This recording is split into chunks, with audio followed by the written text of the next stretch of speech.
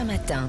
Nicolas Caro, le livre du jour, vous nous parliez hier d'un roman anglais. Eh bien, restons en Grande-Bretagne encore aujourd'hui. Avec le chemin de sel de Raynor Winn, c'est un récit plus qu'un roman, donc histoire vraie. Raynor Winn qui a connu la loose, la super loose même, mais qui a aussi connu, grâce à ce livre, une très belle revanche. Il s'est écoulé à 1 million d'exemplaires dans le monde pour l'instant. Et c'est son histoire que ce livre raconte, qu'elle raconte. Absolument. Raynor et Moss, son mari depuis plus de 30 ans, vivent à la campagne.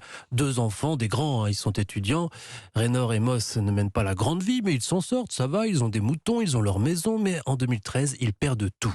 Je vous la fais courte, mais Moss avait investi un peu d'argent dans la société d'un ami qui a fait faillite, et la justice les a condamnés à éponger les dettes de cette société. Mais je vous ai dit, ils ne roulent pas sur l'or. Alors huissier saisi, la maison s'en va, ils n'ont plus rien. Ah si, ils ont encore une mauvaise nouvelle. Au même moment, on diagnostique à Moss une maladie neurodégénérative incurable qui le fait atrocement souffrir. Il n'y a rien à faire, à part des antidouleurs, et surtout, pas d'effort, pas de marche. Non, c'est pas la joie, effectivement. C'est le récit de leur déboire, alors ? Pas tout à fait. Ils n'ont plus rien, mais Ray décide qu'ils vont partir sur la route. Mais pas, vous avez compris, c'est chouette la vie, allons marcher. Non, plutôt, on n'a rien. On n'a que ça à faire, avançons quand même, concrètement, un pied devant l'autre. Or, pour Moss, c'est très dur.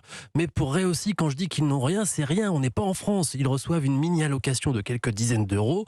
Ils se débrouillent pour manger, ils se font traiter de clochards. Le regard social est terrible, très dur, au point qu'ils arrêtent de raconter leur histoire vraie et disent plutôt qu'ils ont vendu leur maison, qu'ils ont changé de vie, ça passe mieux. Ils dorment dans une vieille tente, ils vont faire plus de 1000 km comme ça, en passant par le Devon et les Cornouailles. C'est dur, mais, il y a aussi beaucoup de beauté, celle de la nature et celle de la marche contre toute attente. Moss va mieux, ça lui fait du bien finalement de marcher contre l'avis des médecins, et puis il y a des rencontres, et puis donc ce livre. Et puis Résilience. et puis finalement il doit. Là, il s'en sort très bien. Là. Parce qu'il y a un deuxième bouquin qui est en passe de devenir un best-seller aussi. Mais quelle histoire incroyable. Le chemin de sel, donc Raynor Winn. Avec un Y ou avec un I ? W-I-N-N. Ah d'accord, ouais. Il y a des casinos célèbres à Las Vegas. Je cherchais le traducteur qui est Marc Anfreville. Voilà, et c'est chez Stock. Caroline Speller, jeux vidéo avec vous, la Xbox de Microsoft à l'honneur ce matin, avec quelques titres très attendus chez le consolier américain. Il y en a un qui a retenu votre attention. Oui, comme le lancement surprise de Hi-Fi Rush, un jeu vidéo qui combine jeu d'action et de rythme dans un univers cartoon futuriste ultra coloré, rythmé par une aventure totalement déjantée. On sent clairement l'inspiration des films de Edgar Wright, un réalisateur de Shaun of the Dead ou Scott Pilgrim, des longs métrages devenus du culte pour de nombreux geeks. Alors c'est donc un jeu musical, c'est ça ? Oui, et la musique est au centre du jeu. Nous, on incarne Chai, un jeune adulte désinvolte qui rêve de devenir une rockstar. Pour ça, il participe au projet Armstrong qui pratique des améliorations robotiques sur les humains. Mais sa greffe rencontre quelques problèmes et devient une anomalie qui va devoir échapper à la sécurité. Primo, j'ai un lecteur dans le torse. Je suis pas sûr que ce soit vraiment normal. Deuxio, ça alimente mon nouveau bras. Tertio, ça met tout en rythme avec la musique.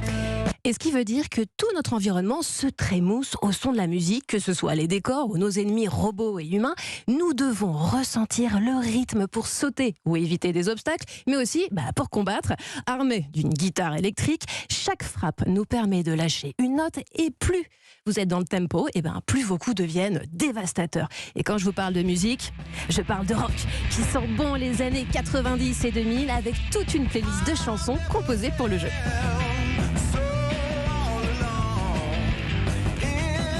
Il y a aussi des titres de groupes connus comme le métal de Nine Inch Nails ou les... Donc sur Xbox, merci Caroline Speller et merci à tous les trois. À demain pour de nouvelles découvertes. Dans moins de 10 minutes sur Europe 1, vous avez rendez-vous.